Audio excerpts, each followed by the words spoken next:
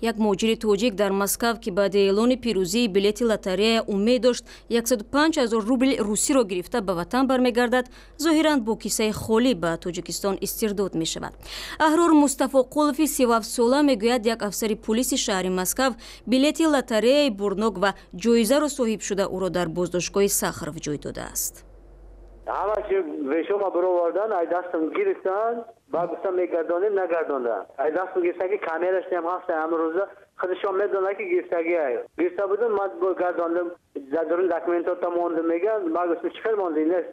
Акай анҷом меган, гирифта алакай меган, ба уҷа ки гирифтаги ҳам камерада заст кардаги. вакили дифои ин муҳоҷири тоҷик Каримҷониёров дар суҳбат бо Радиоозодӣ гуфт, ки моҳи октябр ӯ муваффақ шуд Мустафоқуловро аз боздоштгоҳ раҳо кунад, вале афсаре ки билети бурдноки муҳоҷири тоҷикро соҳибӣ кард, тавонист ӯро дубора боздошт кунад ва акнун барои ихроҷ намуданаш аз кишвар кӯшиш дорад.